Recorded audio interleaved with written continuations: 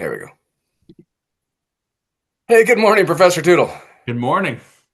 Another year almost done. I know it's a little unusual to do the year in review a week early, but I wasn't sure we were going to meet next week, and so I kind of want to just chat about. I want to relax today. I maybe are you? You're out of school, right? Yes. And all the papers are. Everybody passed. Everybody got A's. Well, I mean, how depressed do you want to be?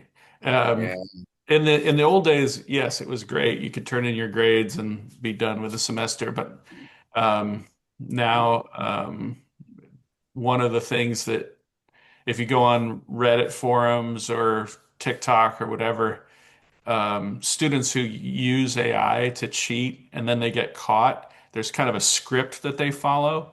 And now the Okay. script that they follow is deny everything and drag your feet. So you're never really done with a semester until all of the uh, Appeals. and yeah, cheating things are settled. So, but yes, And so, in terms of the old fashioned, did my classes are done.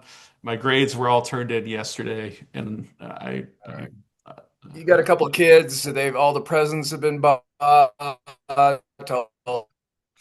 yep, the the tree's been made. Can you see that? That's a great Santa. yeah. Oh, very nice. Yeah, and Uncle Sam Santa. Yeah. Yeah. Um, So everything's Christmas set for. decorations are up. Christmas presents are bought. I haven't. I don't. I usually wait to wrap, but I didn't put up my Christmas lights outside, which is always the hardest thing. And So are you still I going to don't. do it, I'm or are you not skipping it festive this from year? the outside. Are you skipping it this year? I don't know. Maybe I'll make my kids do it or something. Okay. Well, we're skipping it this year. We got some, obviously, but we're doing that. But I'm glad to spend a little bit of time with you chatting about the last year. And whenever you can today, if you can bring in historical references, you don't have to. Hey, look at that. Let's see. Sorry to slow you down. All right, Um, Professor Mosier, what are you doing here? he's just here to listen and learn and love life. Listen to Eh, learn. He doesn't need to Yeah. learn anything Wish from us a Merry you. Christmas. Maybe he's got a new book out. He's got No, I TV don't. series. I'm working on it. I'm Yeah. not a new book out. No, sorry, my dogs have been making noise, so if I have to mute myself suddenly, that's why. Yeah. That's fine. Hey, Professor Mosier, are you just joining in to wish Merry Christmas to Professor Tootle, or are you going to stick around for a little bit? Well, maybe I can stick around for a little bit. Yeah. Okay, great. But my original reason for coming is to wish Dr. Tootle a Merry Christmas. Uh, Thank you so much. I'm so excited for you and everything that's ahead of you and all the cool stuff you're doing and all the cool stuff you have done. Since we've interrupted with you, Professor Mosier, you've made a big move from one state to another. You took in a new job. You bought a new house. I know this is on the internet, so we probably shouldn't say all this. But anyway, what are the changes that you'd like to talk about? You do have a new book coming out. Why don't you tell us a couple things going on in your life? None of the things you mentioned have actually happened yet. Oh, you're kidding. They're happening in June. So Oh, I am still in Ashland teaching. This is about to be my last semester at Ashland University. It's my 25th year. wow. But in June, we make the big move to Knoxville. I'll be working for the Institute of American Civics at the University of Tennessee. They've got a great crew there, headed by Josh Dunn and Andy Bush. I'm really excited to be there. Although Amazing. I'm going to miss this place, even though it's freezing cold here. I am looking forward to going somewhere a little warmer, but I do have a lot of love for this place where and the people that live here. And Yeah. I bet. we should put, here's somebody who haven't plugged quite enough is Andrew Bush. Um, I don't know. I'll have a weird story about him you might appreciate is uh,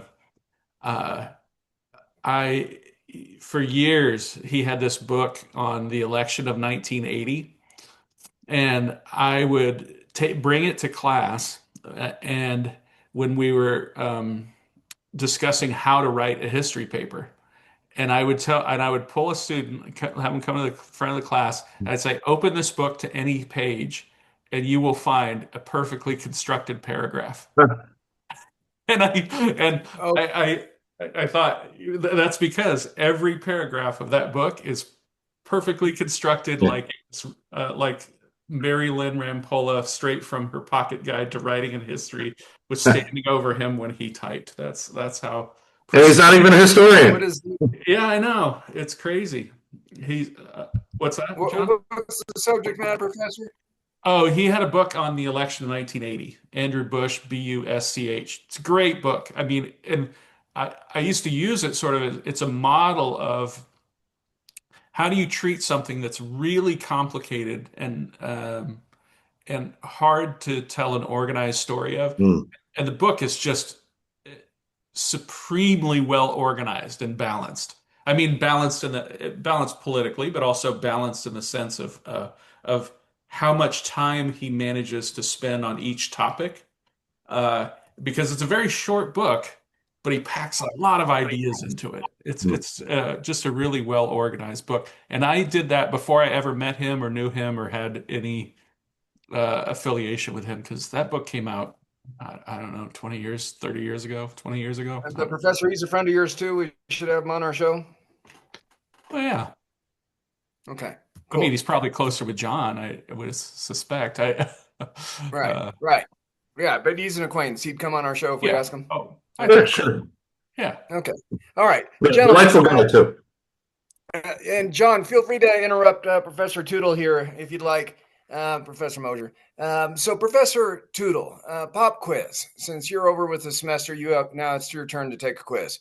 All right. I've got 3 or 4 or 5, and it depends on how we have the conversation today. Major events that are historically noteworthy from 2025. So, can you name, I don't know, 3 of those 5, and we'll see how close we are together. Well, we have to imagine our future historians. Are we talking about things that are the biggest thing in the decade, 25 years, 50 years, 100 years? You For know? 50 years. Okay. In Because the isn't 50, like 50 all the right. standard So, for historians? yep. Perfect. I would say, uh, obviously, President Trump's first year in office would be the Just by itself, being reelected well, again, the president the second time is, or what he's done. yeah, because of what he did um, so quickly. Okay. And All right. We're going to within, talk. That's right. You're 1 out of 5. So we're going to talk about that. Next, what else is historically important 50 years from now? That we'll look back, historians will look back at 2025 and go, Hmm. boom, that was interesting. Hmm. I would You can also, have a call in with Mr. Mosier. yeah, What? see if I would say the deportations and immigration policies, the tariffs and what they've done to the economy. There's probably, I have a couple of wild cards in there. Um, I think the fact that some of the Democratic governors are pivoting to nuclear could potentially be a big deal. Uh, Yeah. I I don't mean, have that, but that's I'm interesting. just Yeah. thinking on a 50-year, if we really do end up pivoting to an all of the above, there are sometimes these like all of the above kind of energy policy. There's sometimes these kind of tipping points, and it's not when Republicans favor nuclear energy, it's when Democrats do. And Hmm. that Yeah. means that you then have a consensus on both, and then who knows what America looks like 50 years from now if we have nuclear powered desalination plants and nuclear powered data centers for AI, that sort of thing. Um, Yeah. and then I guess I'm just thinking entirely domestically, and we'll get to foreign affairs. What else would I say? I guess the the implementation of AI in Yep. I have that. Good. the Doing well. institutional implementation of AI. Probably. John, what am I missing?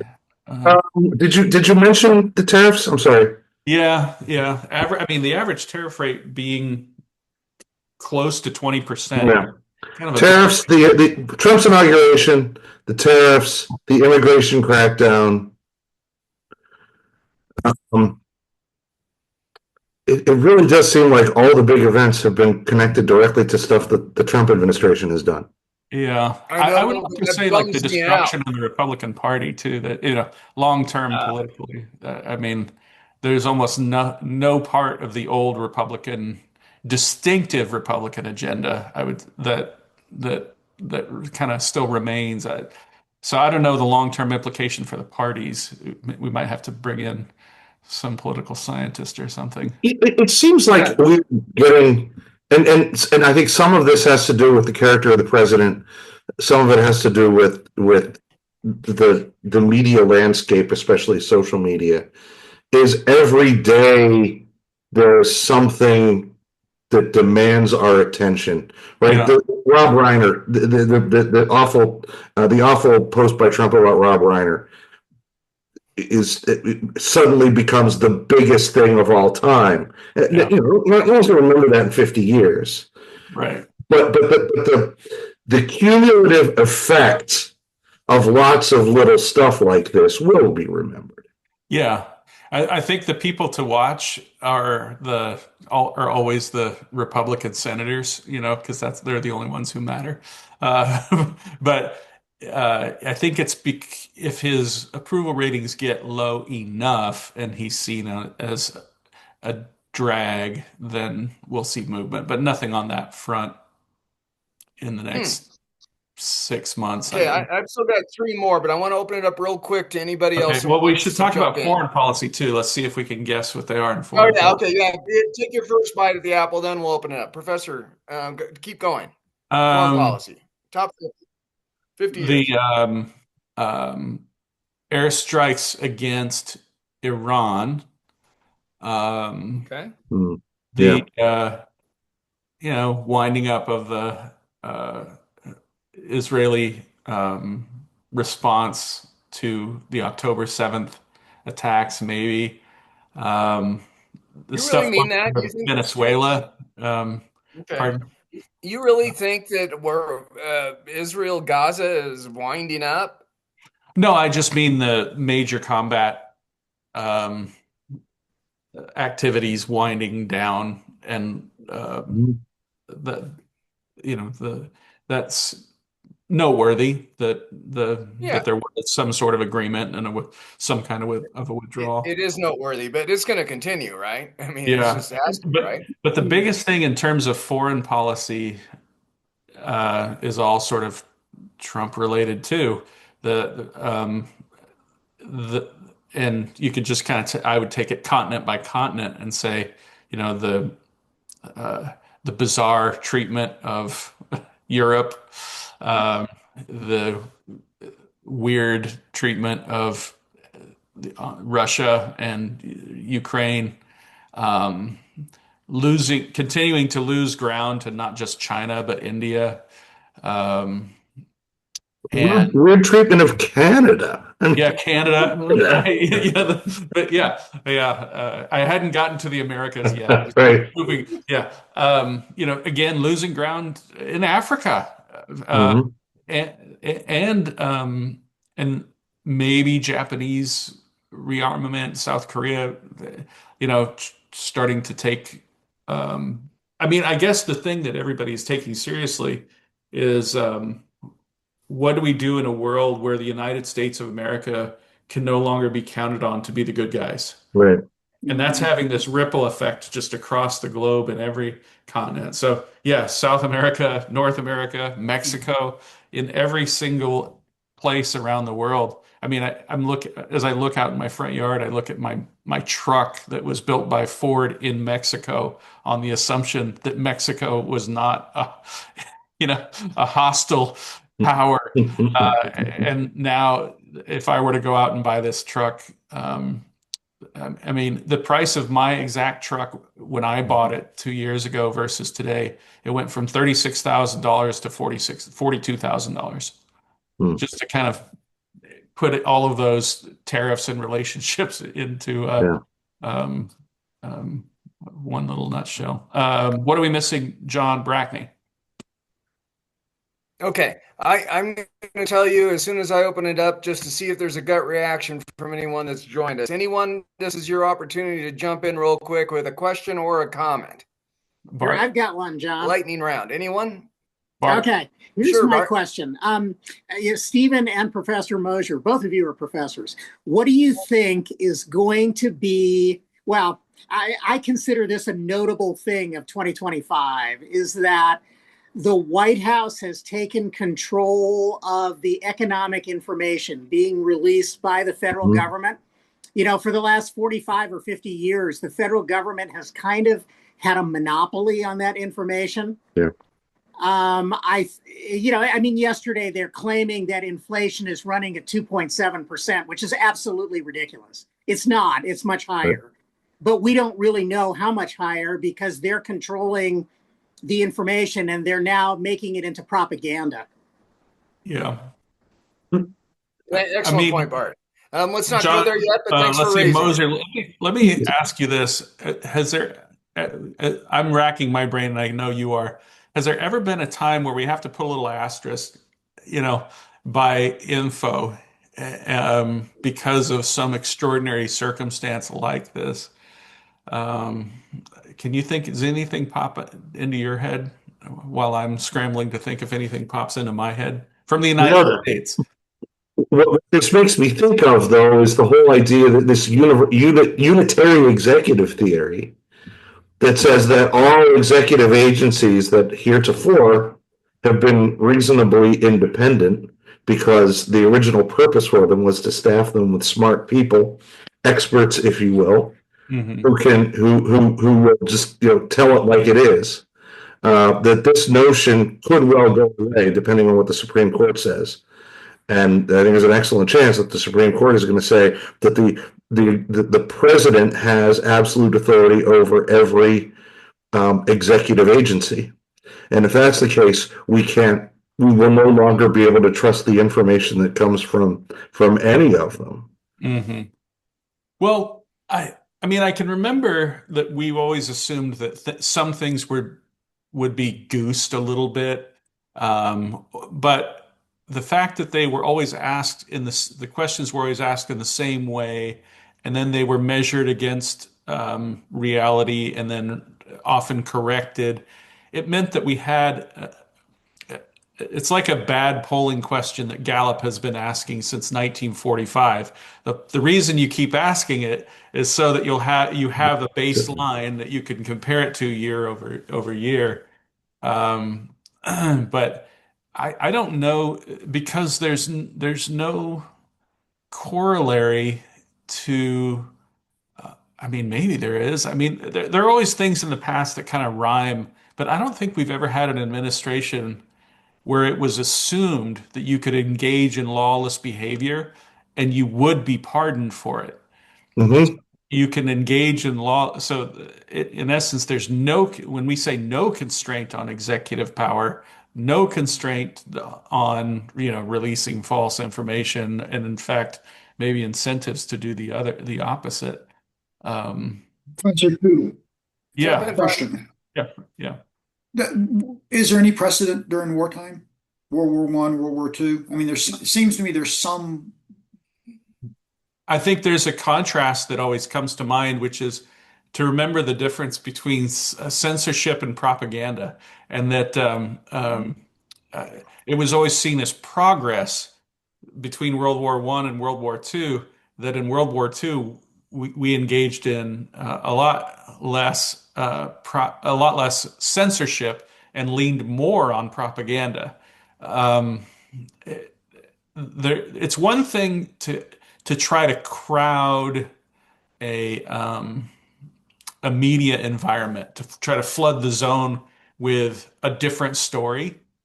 It's quite another to lie. And our one of our mutual friends, Joseph Forneri, taught me this concept of real statesmanship is about trying to in some cases you have to leave out some things.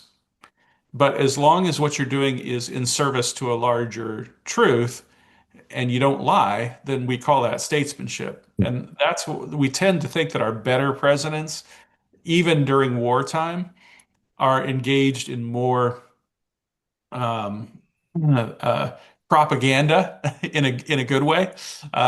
They're trying to tell a larger truth, and trying to tell smaller truths in service to a larger truth, and maybe leaving out some stuff that is not helpful during wartime. But if we're talking about somebody during peacetime who's telling big lies in service of small lies, and small lies in service of, petty criminals, we don't call that statesmanship. So it's hard to find even a comparison during wartime. But I'll let Moser is gonna tell me I'm wrong. What are you thinking of? No, I think that's basically correct. Yeah. I mean, Okay. for instance, like I think about Nixon, I guess, like it's a war, it's Okay. Vietnam. And you've written about Nixon. I've written a little bit about Nixon. It's always hard to describe Nixon, because I always ask my students, do you want to know what happened? Uh, or do you want to know what we think Nixon was doing?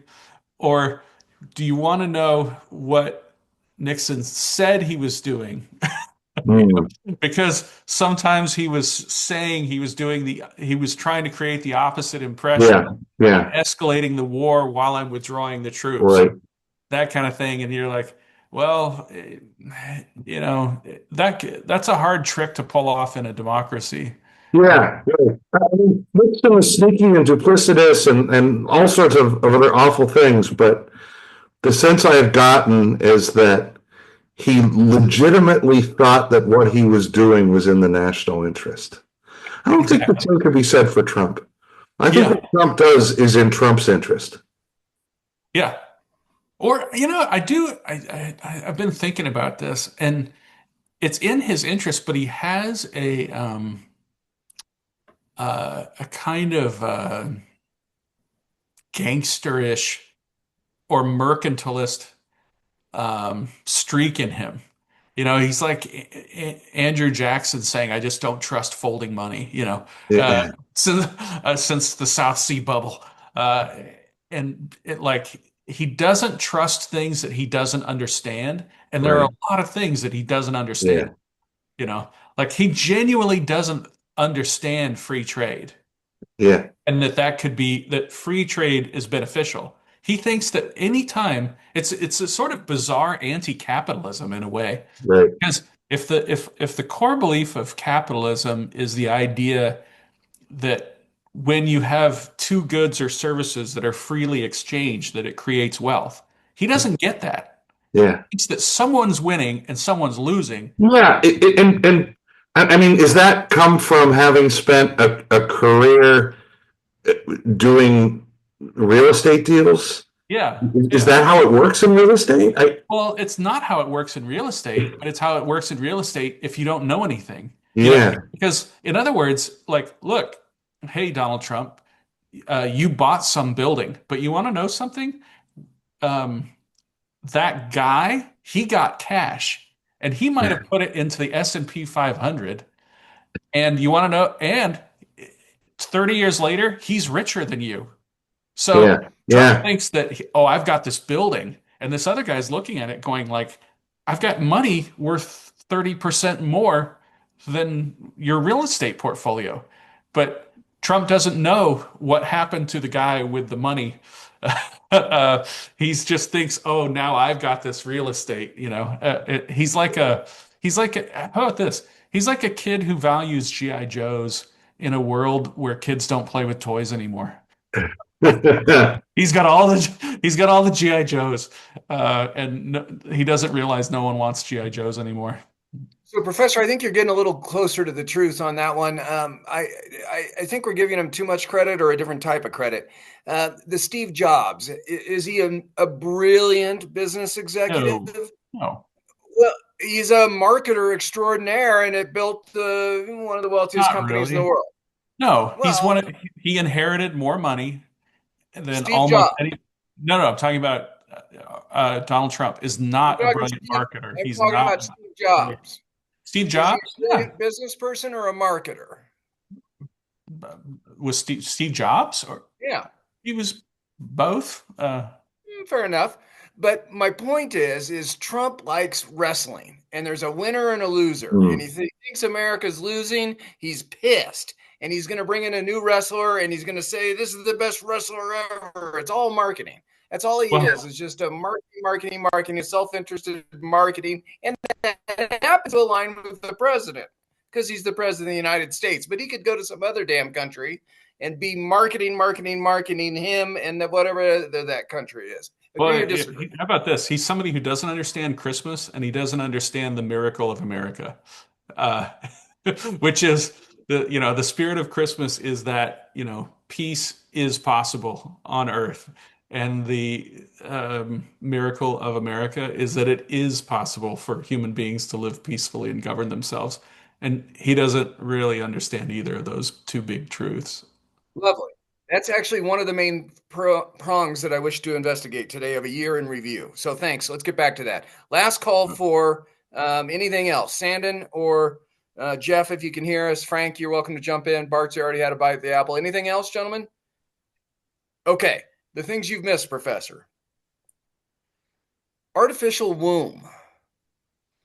And on the other side, our anti-vax movement, the distrust of science and technology. So everything is moving so rapidly. I think this is going to be one of those tipping points when people look back, historians will look back and go, what? Measles came up again? Why'd you do that? Or AIDS, or, what? Smallpox? What are you guys thinking? What were you thinking in year 2025? So I predict this is a tipping point that's going to last way beyond Trump. Next one, an American Pope, I think is really newsworthy. It is newsworthy, absolutely. Yeah. Okay. Should have put that in there. Yep. Yeah, Okay. I hadn't thought about that. And that really, what I have heard is that this is a reflection of the fact that the United States is no longer the dominant power. Like, because the church would never allow Yep. the Pope to be an American when America is the most powerful nation. This is a real sign that the United States is no longer number one. Or Yes. potentially in decline. Yeah. So I'd like to talk a little bit more about that. And then finally, I don't think this makes, well, no, I've got two, but they're all kind of related. The Pope and this and the next one, all kind of related. For the last month, Professor, we always do something in the morning. And then later in the day, the Trump administration generally releases something new, or Congress does, in relationship to that. There's some huge news story on Friday afternoon or evening. Well, that's happening again today. So the Epstein files. I don't think it's going to be noteworthy 50 years from now, but I think it's probably pretty noteworthy for the next 5 years. So I'd like your reaction on that. More important than that, Professor Knott's conversations recently about America being a creedal society. I think we've lost that, to your point, over the last 5 years of our conversations. And somehow we've got to get back to character building institutions. And the ones that come to my mind in my life are Scouts and the Episcopal Church and my family. And then later the military, but even sports teams, team sports, the character building institutions. And somehow I think we've lost. It kind of ties back to the Trump thing again. Like what's the value of the president or Congress or citizenship? And I think there's been a tipping point this last year. It wasn't the election itself. It's the consequences of the election and what's happened in the last year. I don't know if we're talking enough about values and character and virtue and how to move us back in the other direction again. I would really appreciate your insight. Okay, so those are my topics. Did I miss? Oh, the big one that you have alluded to, the national security strategy. That document is put in writing what's been happening in the last year that I think is devastating to America. I think John posted on it originally this morning. And I think I saw that from you, John. I truly think by being more aligned with China and Russia and letting them do whatever the hell they want to do. And then we're going to go do whatever we want to do in this hemisphere and alienate Canada. Except this is really serious stuff. This isn't superficial RD, liberal, conservative. This is revolutionary, radical kind of stuff. And so I'd like to talk a little bit about those topics. So, Professor, why don't you take any of the things you brought up or I brought up and give us a little bit of historical perspective of, yeah, John, but it was bad 50 years ago and it was bad 150 years ago too. Whatever. I'll defer to John. No, I'm going to have to leave in a couple of minutes. Okay. We'll give a couple of minutes then, John. Right. This national security strategy is new and really bad. Look, maybe it's a throwback to America 100 years ago, Monroe Doctrine, and not really being a more than 100 years ago, not being a world power. But it looks to me as like the Axis alliance, and that may sound hyperbolic because it's not an alliance in the traditional sense. Because there doesn't need to be. No one is going to take on the combined forces of the United States, China, and Russia. But a big part of the Axis alliance was to partition the world and saying Japan creates a new order in East Asia, Germany creates a new order in Europe, Italy gets to revive the Roman Empire, wherever the hell that is going to be in the Mediterranean, and that everyone each power was going to stay out of the other power's way, but actually assist if a third power tried to mess with that. So that was the comparison that came to mind. Even the old, isolationists wouldn't have dreamed of something like that. Yeah, and I'm glad you said it in that way because we can always overdo the sort of Hitler is Nazi, but we're not saying he's a Nazi. We're saying that he understands the world the way that the Axis powers thought of the world. And when we look for a corollary in American history, you're not going to find one because the original Monroe Doctrine was based on the idea that, and I just finished doing a bunch of stuff on John Quincy Adams and Monroe and foreign policy in this era. So this is all fresh in my mind. But what they were obsessed with was how weak the United States was next to a very aggressive and powerful Europe. And the United States is not weak right now compared to Europe, so that's not a good corollary. And then to drag in the Roosevelt corollary to the Monroe Doctrine, this was also an assertion of American strength in response to European imperialism. So it was a how can we deal with European aggression in the world now that the United States is a world power? That is not the equation that the Trump administration is trying to solve. And the way that they think about it is much closer to, as Professor Moser said, the Axis powers. What amoral, alliances of convenience can we use to enact, mercantilism? I don't know. I'm trying to say it in one sentence. So, Professor Moser, are you leaving now or in 5 or 10 minutes? My wife is supposed to pick me up any minute now, so I should probably log off right now. Yeah. Okay. Merry Christmas. Thank you for joining us. Merry Christmas to everyone. Yeah. Oh. We'll see you. We'll see. Professor Tootle. So that's my sort of. I'm glad he was on to make that point because I wouldn't have made that. So you agree with Professor Moser? This is a really an 80-year change of American public foreign policy this year, or even within the last month or two. He may have said some stuff about Russia and Ukraine or attacking Canada, but it's in writing now as a strategy. Do you agree that this is something that we're going to look back on 50 years?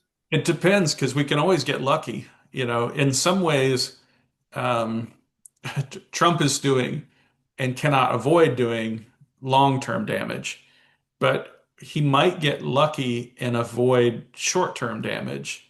Um, the, you almost can't um, avoid the long-term damage. And I guess I would say I think it goes back to at least the 2010s, if not the 2000s or late 1990s, of loss of faith in institutions. So let's set that aside for uh, a few minutes from now. But in terms of the just foreign policy, just the Trump administration, we've had a series of presidents, Obama, Trump, Biden, Trump, that have all been doing things that are um, going to have long-term bad consequences.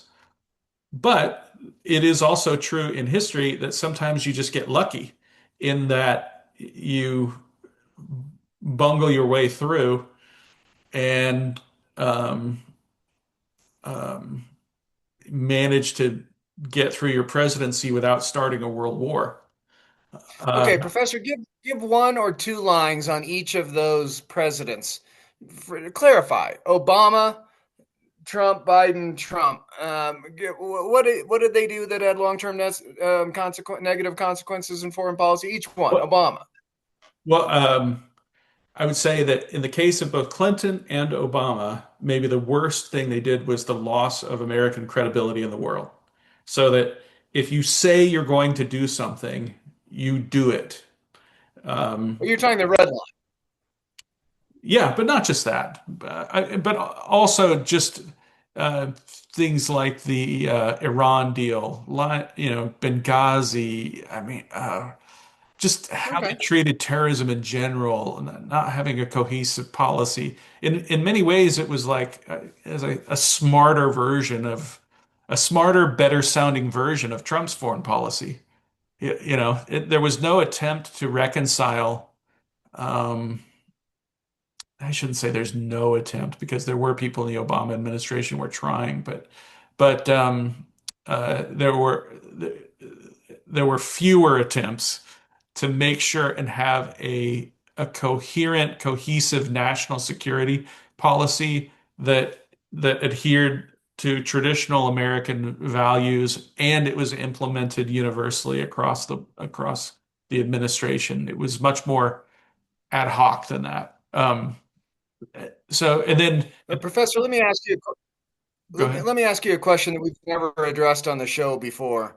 I don't think. Uh, there is a massive movement that you would be more akin to it, not akin, more aware of it than I am, among the conservatives nationwide. So think heritage and that kind of thing, that are so frustrated with the Obama and Biden, Clinton, I guess, administration's cultural policies, and whether that's gays or trans or women or environmental policy, demanding that our partners around the world do this, that, or the other thing, abortion, on all sorts of social issues, imposing American values on their system if they want aid or support. And we've got pushback from particularly conservative countries around the world that that's not in our religion, or we don't want to do that, or we don't believe that, or Americans, you guys are whatever you are. No, we're not going to have alcohol or porn or the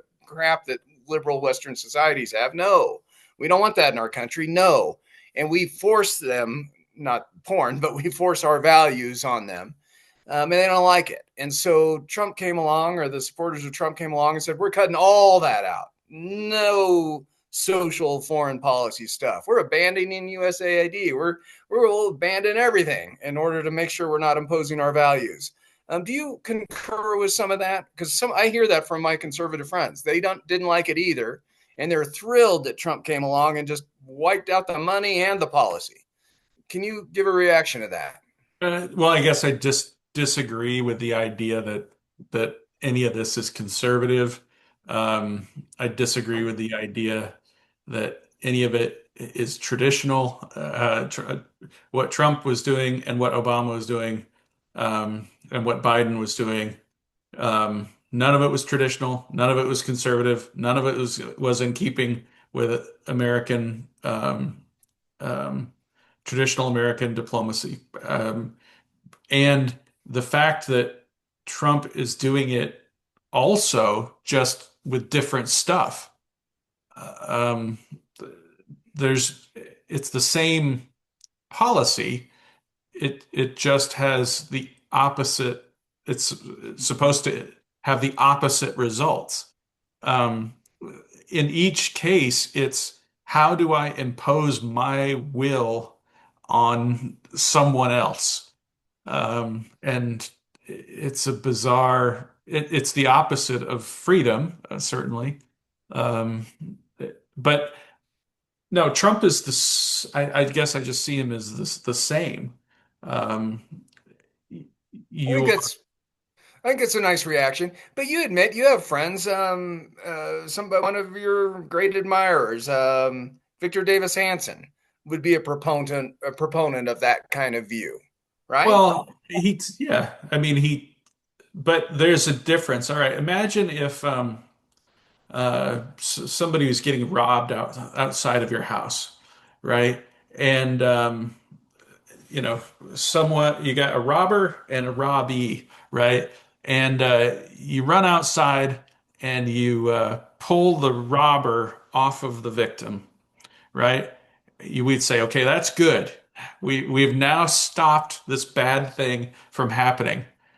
But then you take the robber and you start beating him up. And maybe you don't have a problem with it because you're like, oh, he's kind of a bad guy too. But then you shoot him and you rip his body apart and you just put him on public, put his, or you torture him to death in public. You'd say, like, whoa, hey, like you're going too far. All we wanted was for the robbery to stop.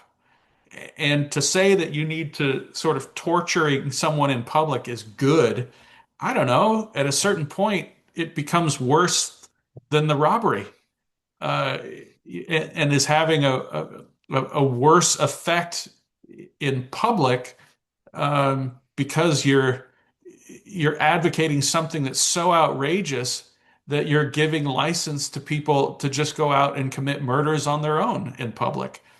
So, are you catching my metaphor here? Like, Yeah. yeah, like it was probably a good idea to remove the bad policy, but then to replace it with something even worse is where I don't have to say I support it. I can point out that they're both just bad. Yeah, I think that's helpful. Is that we've always tried to impose some American values on strings that I mean, throughout history, don't we put our But it's the eternal problem of politics, and it doesn't matter if it's in the United States or outside of the United States. You can create the preconditions for success. This is true in domestic policy, it's true for foreign policy. And because there's so much we can do to create the preconditions for success, we sometimes think that we can force people to be successful. And that is simply not true. All you can do if you're the United States is you can create the preconditions for a free and peaceful world. And if you keep doing that, what you find is year after year, more and more people join the free and peaceful world. But once you stop doing that and you become just like any other country, it's so funny because so many people, I mean, the idea of make America great again, and they'd say they like American exceptionalism, but they don't understand American exceptionalism. They think that their idea of American exceptionalism is to make America great according to the rules of the old world before the United States existed. And they don't understand that the United States of America, we are the new order for the ages. We're the people who are supposed to define success, um, by not by the rules of kings, but by how many people are experiencing opportunity free from special privilege. That's how we're supposed to measure our success. is how many people in the United States are experiencing get to live a life of their own choosing without somebody with a special privilege getting in your way. Um, and you So which know, is more important, the creed, the values, the virtue, or the rules and the process and the law? Or are yes, they okay? it's all of it. I mean, and that's why I'd say that 2025 is not a tipping point. And it's not the loss of faith in institutions is not something that happened in the last 5 years or 10 years. It's something that has happened over the last 30 years. There was a report out, I wish Jake was here, he could find it, from the Manhattan Institute, and it was a study of Trump supporters. And what they found is that the majority of Trump supporters are people who don't support Trump. They're just sort of regular old Republicans, and that's about two-thirds of them. But what they found is that there's this cohort of young people who are just reactionaries because they've never been taught anything. And it's what happens when you remove, again, old theme for the show, remove the sort of teaching about American ideals and institutions. And you do it, and not just that, not only do you stop teaching it, but you begin incentivizing against it. Because another big article that was actually put out by a friend of John Moser's, he's the one who shared it, and I read it. I don't know if I want to mention his name, but he shared this really interesting report where he was talking about certain elite institutions where for decades they have not hired or published any white males. And the trickle down effect of that is that if you were in certain professions, um, you just knew that you had a 0% chance of getting a job.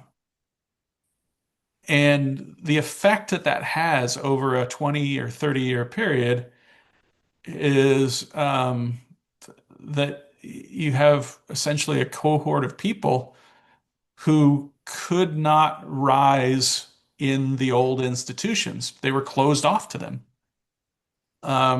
So where do they go? They go to other industries, they go to other professions, but they don't go into newspapers, and they don't go into government, and they don't go into higher ed, and you think, well, the elites, the elites, the elites. No, no, no. I'm talking about the state college that's closest to you that trained the teachers uh, who taught your children, and your local school district. Um, and it's just uh, the ripple effects from this over the past 30 years have just been profound. Um, So you're talking sociologically, but no, you're no, also, I mean, but getting back to the principle, it's a rejection of the principle of equality. That this search we've had over the last 30 years, well, not just for 30 years, for 200 years. Everybody wants there to be something better than equality. But there isn't something better than equality.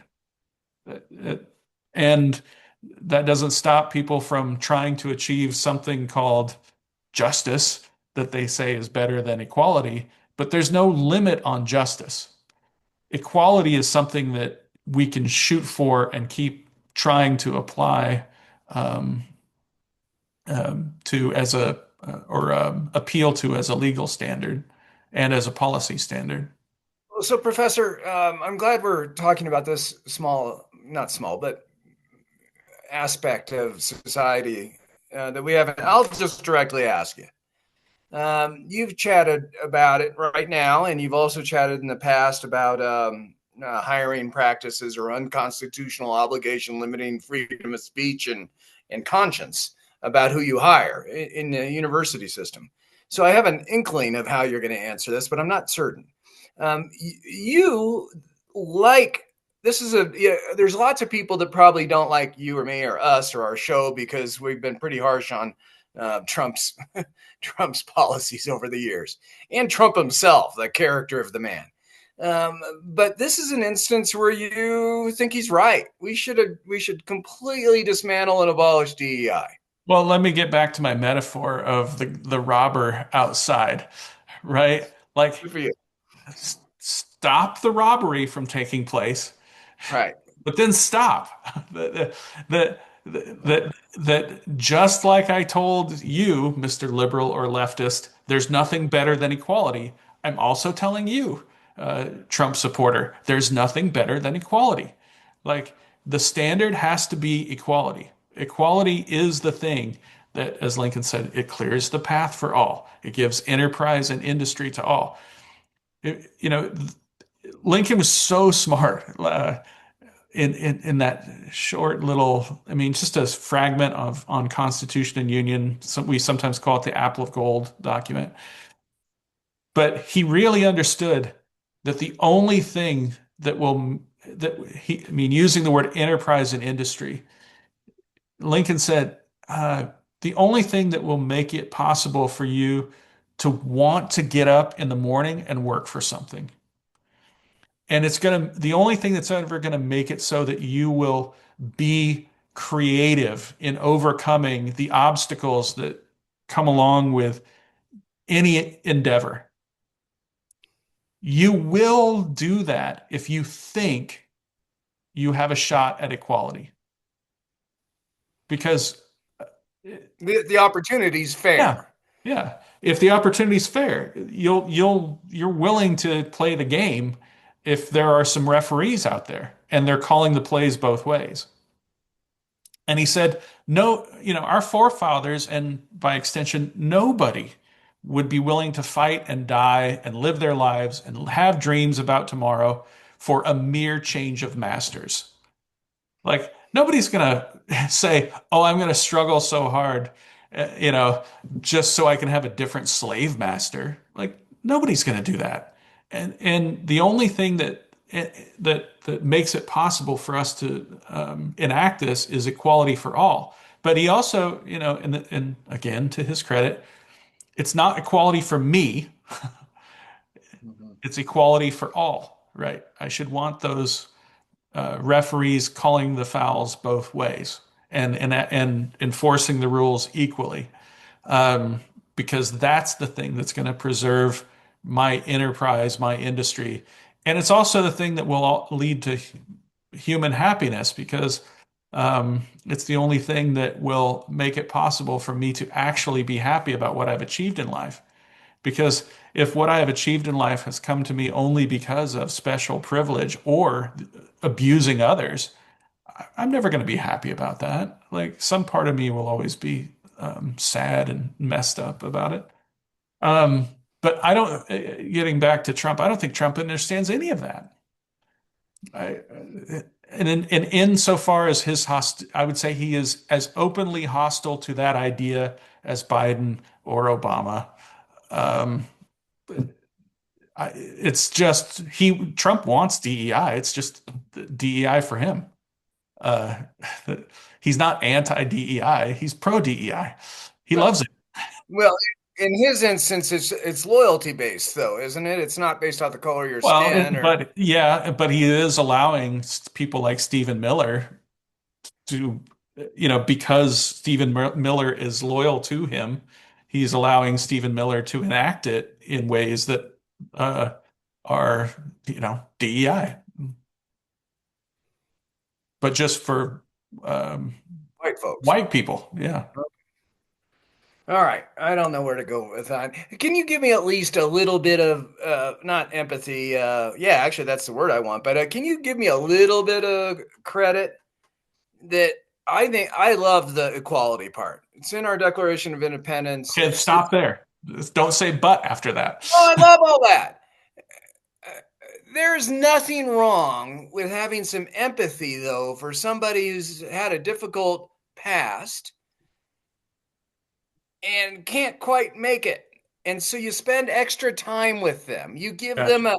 extra help, a handshake, a hug, a mentor, a tutor, and you give them a little help to Yep. have the opportunity. That's Okay. I'm equity. not anti-justice, but let me get back to Eisenhower's answer. Um, love is something that can only happen from individuals, and Loved it. justice is something that can only come from individuals. And that's what we call culture. You have to have a culture that is just. You have to Okay. have judges who are trying to do the right thing, who can enact justice on those edge cases or times when the law doesn't apply correctly, or, doesn't make sense, or, everything is imperfect. You've That got to entire have, course of right, equity. it's justice and love and human empathy that are supposed to be the thing, and common sense that are supposed to grease the wheels and keep our society going. You know, it's just like, well, we keep coming back to this metaphor of a football game, I like football. I like referees, especially when they're calling fouls against the Chiefs or any NF or our NFC rivals. But even then, like that's kind of my point is like I always like it and think that the fouls called against the other guy are fair, and I don't like it when fouls are called against the Niners. But in that game, if every single player was playing dirty and trying to get away with cheating or breaking the rules, it would be chaos and mayhem on the football field. What is it that keeps it from being that way so that the refs can still call fouls? It's that there is a culture among players. Hey, you don't do this, you don't do that. Um, what nobody's going to like you. You're not going to be a locker room guy. The good teams are going to want to boot you out because you're poisoning their locker room. So we don't get to forget about culture. We don't get to forget about love. We don't get to forget about empathy and justice and all that stuff. But you just can't expect justice beyond the beyond the conscience of an individual. If you talk to parents, they'll always say, ask any parent, do you treat your kids the same? And the answer is absolutely not. I parent each of my kids, and I try to do what's best for them. And because I love them, I will not treat these kids the same way. I might try to create the perception of equality, but what I'm really doing is trying to give each person what they need in the family. And you can be trusted with that power as a parent because you love your children. But you want to know who shouldn't be trusted with that power? Somebody in Washington, D.C., right? Or in my case, somebody in Sacramento. Like, they don't love me. They, so you can't expect justice from someone who doesn't love you. It just can't happen. What you So, Professor, can let me do summarize. institutionally is have equality as the baseline, and then justice enacted locally, individually, person So, to Professor, person. let me summarize. If I have the values of diversity, equity, and inclusion as John Brackney citizen, and I want to do that in my life, you're all in favor of that. But if I'm Commissioner John Brackney implementing those same values and hiring at our time, a long time ago, we had 1,800 employees. Wait, what? What? No, you need equality in hiring for county employee jobs. Is that right? In government, we don't want it, but in private lives, in charity or faith Well, or here, family, again, yes we or have no? the same problem with DEI we have with American exceptionalism in that if if you're talking about DEI, the framework, then I say no, it's all bad. Well, I But don't if care you about talk about just the idea of having diversity, the capital DEI. yeah, I yeah, don't know okay. what that is. Um, and just the idea of equality and just the idea of inclusion, people always make these arguments, oh, all things being equal, shouldn't we? And then fill in the blank. But here's the thing, in real life, it's never equal. Like human beings are infinitely complex. So um, all things will never be equal. That is a situation that does not exist in the real world. But I would say this, and this is the hard thing. This is the question I have been trying to get at with Bart over the years, is if you look at the I don't know applicants for jobs in Arapahoe County, and you have consistently 10% of job applicants are black, and then you look at the employees of Arapahoe County, and 0% of their applicants or 0% of their employees are black, you'd say you've got a problem here. Something is wrong. So you agree with that because that's what the courts have determined over the decades. Yeah, yes, but it's almost impossible to. Um, Again, what happens is typically the overreaction. You say, um, so therefore we must, um, have some form of affirmative action that turns into a well, I'll just tell you what I've experienced and private employers who over the last 30 years will tell you they'll just say this job is only open to a black woman. It must be. And nobody else need apply for this job. And Yeah, isn't that unconstitutional? I mean, you're talking real? yeah, of course. Huh. In fact, I think it would be, I bet if you were to bring on, well, we couldn't do this in public because they probably wouldn't say it in public. But if you were to ask 100 people who have hired 10 people or more in their lives, or have worked for an institution with more than 100 employees, they have at least one story, if not, it's the story of the last 30 years, where there was some sort of discrimination in hiring based on race. All right, Professor. We're going to keep on this for a second, just because I think Jeff or Frank had their mics off. But this is 2025 year in review, so it's interesting that we're narrowing down this much on this topic. But let's continue for a second, Jeff. Yeah, I wanted to jump in. I know you haven't called for questions yet, but I have real world experience. I was the chairman of my company's DEI committee for legal. And so I was, surrounded by lawyers. The answer to your question, John, is yes, it is illegal for a job to be posted only for a particular race or gender, veteran status. That's actually illegal, not unconstitutional. But further to the point that people don't understand what DEI is, and the people that oppose it, I think don't understand it. I'll suggest to you what we did, which when I was assigned to be the chair, I was like, I'm really uncomfortable with this. I'm not sure I understand it. I'm not in favor of affirmative action.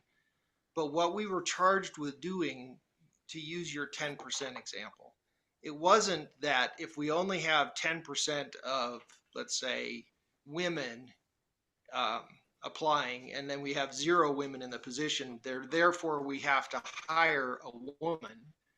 That was never the charge. It was go get 20% of women to apply, go get 30%, get a bigger pool, get a more representative pool, and then everybody has to compete for the job based on their capabilities. And I just really struggle I can't imagine that anybody would say, I don't like that. I don't want you spending resources trying to increase the pool of people that can apply for a job, particularly when they don't have the same advantages. And I'll close my comment with this, that our DEI coordinator said to me once, and it was a quote from a book, but she said, privilege is invisible to those who have it. And at first I was like, come on. And then I thought that it's 100% true. If you really think about it, it's really true that when you have privilege, it's hard to see what other people are struggling with. And I put an example in the football analogy, Professor Tootle, if you want to comment on that too. So anyway, those are my comments. Sorry for jumping in, but No, I want you to jump in. Thanks. Reaction to that, Professor? Yeah, I mean, I guess I think the comment privilege is invisible to people who have it is maybe less profound than it appears, because of course, whatever you wake up with and experience as normal is going to be, you don't appreciate it until it's gone. Just like, we don't think about our own breathing until someone's trying to choke us, but then we really appreciate those breaths when we can breathe again. Yes, we don't appreciate anything until it's taken away. That's true. But and nobody would have a problem with, going out and trying to recruit more people, or even thinking about who could do this job better from a different place. I've advocated for those things over the years. But when it crosses a line, and if Jeff says this never happened at his law firm, great. I believe him, but I've certainly never heard of any large institution that over a 25 or 30-year period who didn't say they had some kind of a story of, look, you need to hire some. I didn't say it didn't happen. I didn't say it doesn't happen. Yeah. I said it's illegal. Yeah, but it doesn't happen. It's illegal to do it the way that Jeff said, which is, of course, you can't advertise it that way, but you put in certain like code words and people just know that there's no chance you're getting that job. Okay. All right. I don't mean to cut this artificially off. Yeah, I don't want to talk about DEI today. That's not the. Yeah. So switching gears, off the topics that we've talked about, and Trump permeated everything. Do you want to go back to any of that, particularly either the mass deportation or tariffs, or maybe his foreign policy? Those are probably the 3 big ones. Is there anything that we need to be aware of as citizens as we approach this next year? Hey, from a historical perspective, friends and American citizens, here's what I'm the historian here. I'd like you to think about what? Well, I guess the hardest thing for most people to do is to think about scale. And I try to think about the fact that, like, okay, Trump is enacting these new taxes on goods, imported goods. And we all sort of feel it because we just got done shopping for Christmas.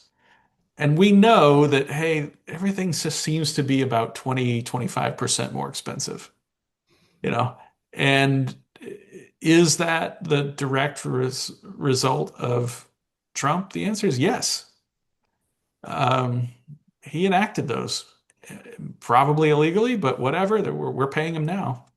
And in terms of the immigration enforcement, we hear a lot about ICE, and I looked up before the show started that there have been 340,000 people deported by ICE, and total deportations, including self-deportations, is probably going to end up being around 600,000 So people. 400,000 less than Obama? What's that? 400,000 less than Obama? I think so. I wish Jake was here because we heated up the mics just as I was looking up deportation. I was about to look it up, but in terms of just the scale of how many people it's affecting, that's how many. And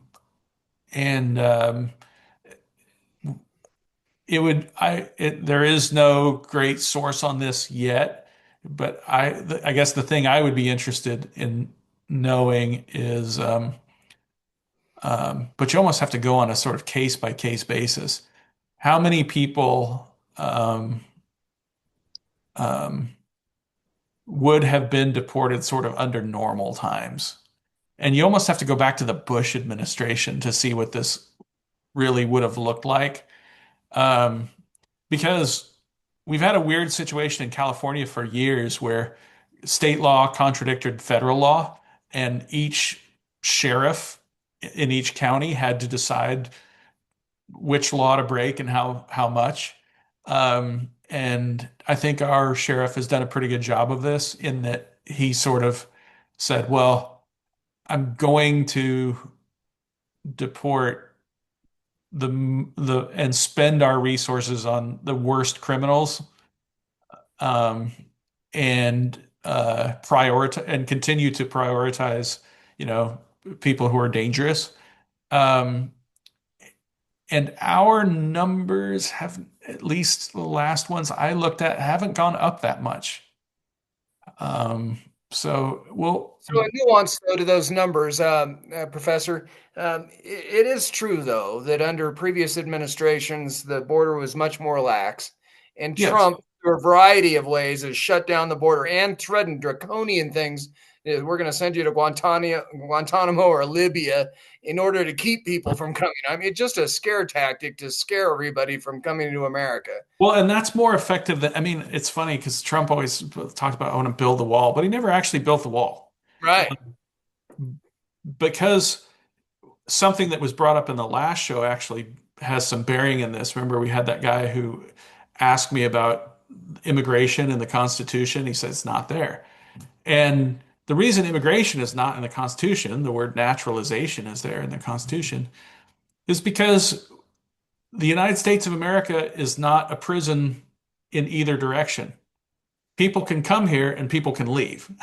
And then, so the question for the national government is really more along the lines of who gets to be a citizen and under what circumstances.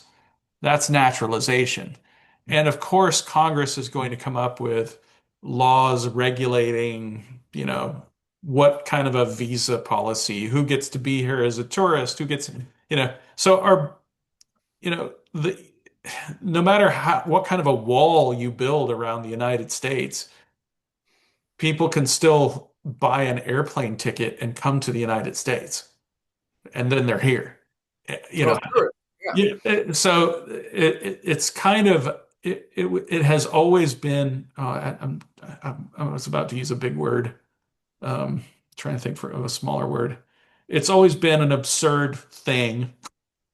I'll just use the word thing. It's always been a crazy thing to imply that we could build a dome around the United States or a wall around the United States because um, it's essentially just a false metaphor.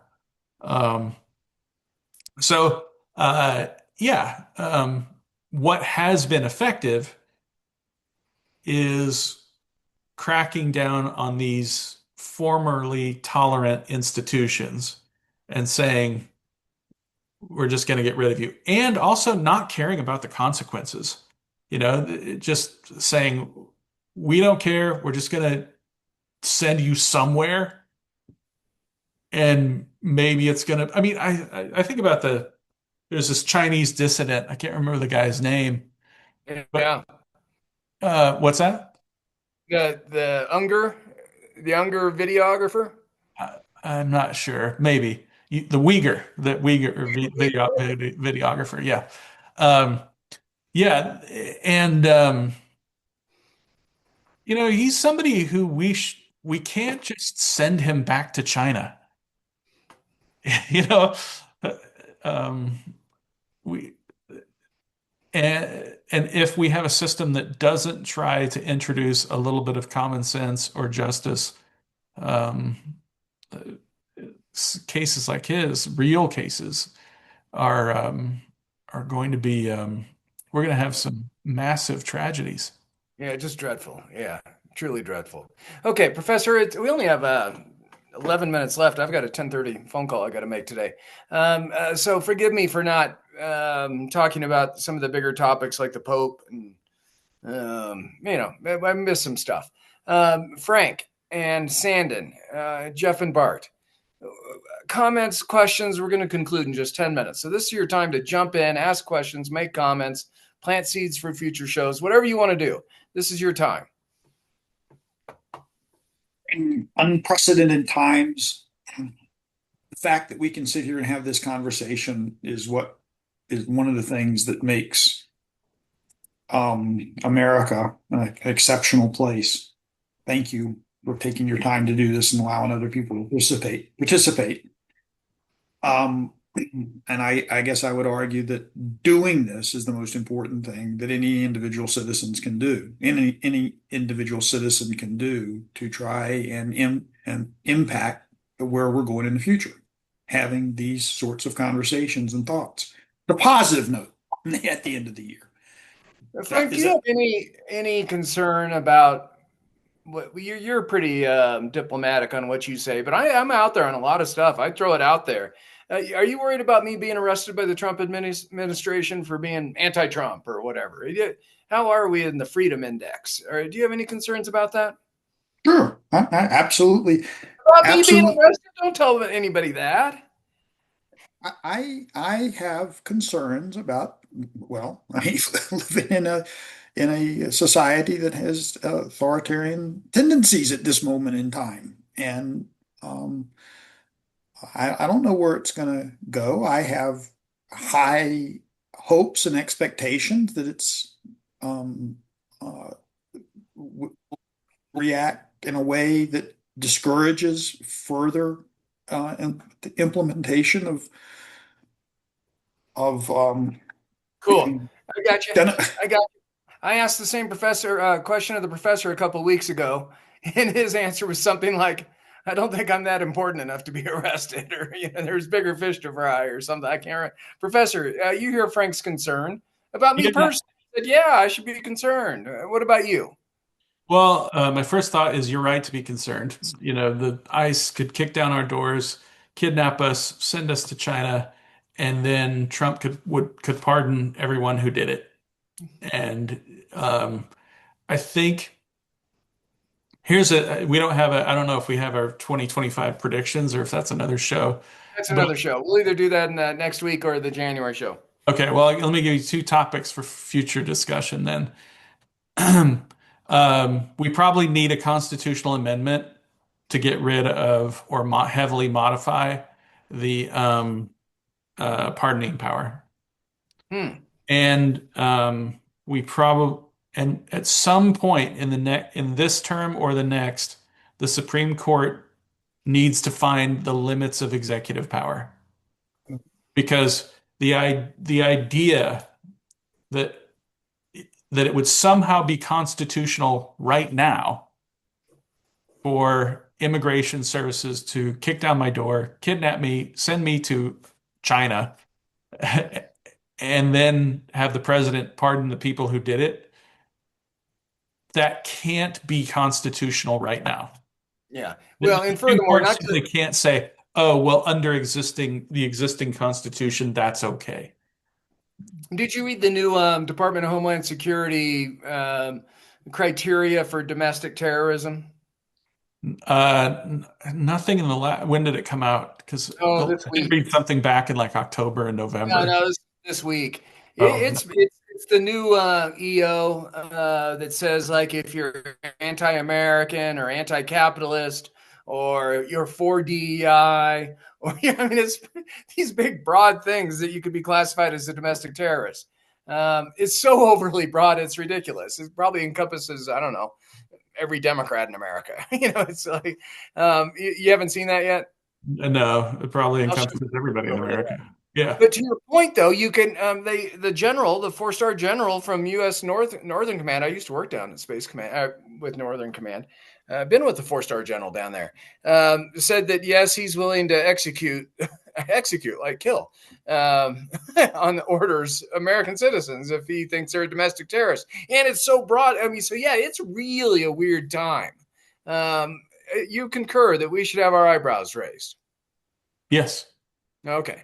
All right. We have our expert opinion. Jeff or Sandon or Bart, anything else you'd like to add? Or Frank, did you have a follow up? You're okay? You're okay. So no, I'm not okay. What I'm Okay. gonna Well, say- quickly.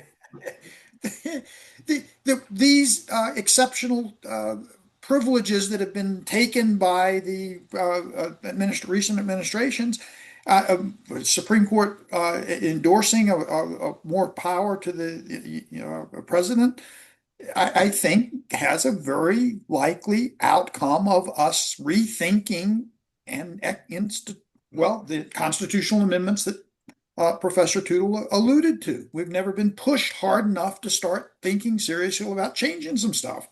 I'm hopeful and optimistic that this will prompt us to say we really need to rethink what limits need to exist.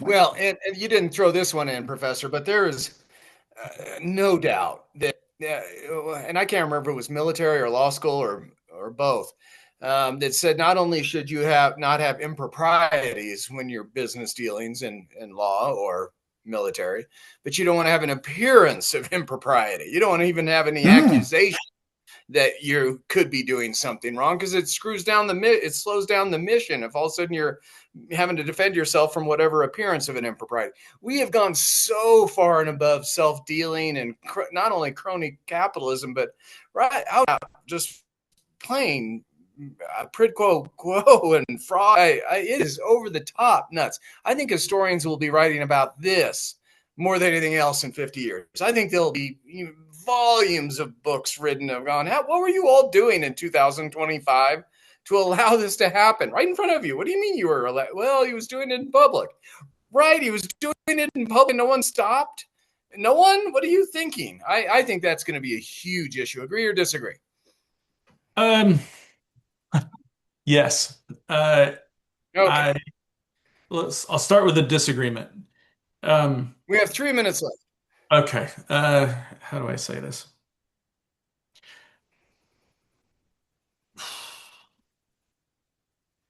As the United States became a world power, people thought that our existing institutions were not sufficient, that they simply could not make it possible for the United States to continue to grow and become powerful. And because of that, we instituted a bureaucratic, progressive era compromise to grow our executive institutions, and that somehow these were going to be disinterested experts. As far as disappointment with the Supreme Court, I would say not yet. Right now, as of right now, the Supreme Court has been clarifying what was always there. But in a way, they have not yet been asked to find, as I alluded to earlier, the limits of this stuff, because the cases that keep coming to them are questions that require clarification. Not although the tariff case is probably the closest to something with broad consequences. But we've made these concessions. Birthright citizenship. Yeah. And firing people from independent agencies. Yeah, but see, the firing people from independent agencies is, who knows how this is going to come out, precisely because there's this question of, hey, this stuff has been on the book. We've had things like this since the George Washington administration. So you can't say that it's new or unconstitutional to have Congress or the executive branch set up arguments over Marbury versus Madison. Independent agencies. That's what they just did. That's what they're doing, is they're saying, even though Congress made their will expressly clear that they didn't want this to be a partisan agency, it's unconstitutional and the president can hire and fire whoever he wants. I think they already are in the state you're saying they need to get to next year.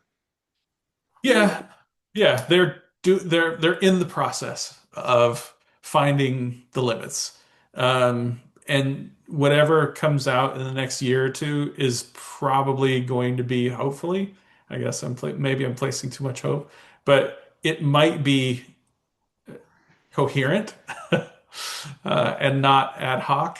It would be great if it was, because they can't just implicitly keep saying, Congress, do your job. That Congress, they need, so that at some point they need to say, hey, okay, what we do have a role to play here when Congress writes a bad law or a law that is that could be interpreted in various ways, that you can't simply interpret it in absurd ways that mean that President Trump is judge, jury, and executioner for every American. That's Clearly not that is not the unitary theory of the unitary theory of the executive is not the idea that the president is a king. There's no way to interpret that the we no longer have a constitution. Yeah, exactly. It can't be anti-law. So, at any rate, I'm hopeful. Good enough. Good enough for that. Bart and Sandon, you have 30 seconds, if anything, because we're already over time and I got to go. Bart, Sandon. Bart, quickly. I'm good. No, I'm good, John. Thank you. Sandon, anything? Thank you, gentlemen. All right. Appreciate you. Jeff, you had a couple of bites of the apple. So did you, Frank. Thank you for your time, everyone, today. Sorry to not get into a couple of things that I really wanted to get to. One line, Professor, you really don't think Epstein thing is a big deal. Here's why I think it's a big deal. I shouldn't say that. It's a big deal the same way that the Lindbergh kidnapping is a big deal, or Sydney Sweeney is a big deal. It's a big deal because it's a story you don't have to know much about in order to have an opinion on. And so therefore, it's the kind of story that penetrates every level of our culture. Everybody talks about, well, let me plant a seed with that, and then we got to go. I'm interested in it because I think we're in danger ground that Americans seem to have totally forgotten, or maybe never knew, or maybe they don't care. But the difference between beyond a reasonable doubt, criminal law, or preponderance of the evidence, civil law, or regulatory violation, or court of public opinion, or investigative matters of a police agency. And now we're all demanding democracy, mob rule, just open up your police files on anything that's ever happened in regarding. And I think we're in dangerous ground here. It seems like we're all just willing to throw out the law altogether. Don't care about criminal law, civil law, anything. Let's just throw it all out and let us decide. We're the judges and juries and executioners now. And I think we're in dangerous ground on that whole thing. So I think Epstein is just bringing that to a fulcrum that we should really kind of pause and learn our system better. So reaction to that? Yes. We can't have a lawless society the same way we can't have a lawless government. Do you see, you don't do social media as much as I do. Do you see stuff though, like maybe in commentary on public things? Like if you have a picture with Epstein, you're guilty and you should be fired and you should be put in jail and you should be, And people, what do you mean fired and put in jail just because they're? I don't get American public right now. Yeah, there was some. Oh, David Brooks. Not to make it worse for him, but I saw Yeah. that. And what happened with David Brooks is apparently he went to a TED Talk that had a dinner reception afterwards with 300 people, and Epstein was at the reception, and now people are saying fire David Brooks from the New York Times. Fire him. And who knows what the facts are in this instance, but that's a good I mean, example. as far as I've seen the facts, that's the only thing that has come out. And the idea that you should lose your job as a New York Times columnist because you attended a TED Talk with a reception afterwards. Listen, I've been to a lot of conferences in my life, especially, and I don't know who's present at the reception. Think about all the Lincoln Day dinners that I sponsored and who was there. Like, I don't know. I mean, anybody who bought a table, they bought a table. Like, yay, that's. And so, Professor, my concern on that is that if we give up on this, that there's rights and procedures and criminal versus civil, and if we give up on that, then really we go back to the old system of just might makes right. We're just like, we're going to do what we want to do because we want to do it. And I just think it's really dangerous to be on this path. Always. Okay, cool. Jeff, you agree with that or disagree? I was just going to point out the same dynamic happened with the Charlie Kirk assassination. Yeah. Anybody that said anything was vilified. Yep. Lose your job, lose your ego, lose your reputation, lose your marriage, lose everything. What? Yeah. Okay. All right. You all, thank you so much for your time. I hope you have a wonderful Christmas and happy Hanukkah, Bart, and anyone else. All right. Enjoy, everyone. Thank you.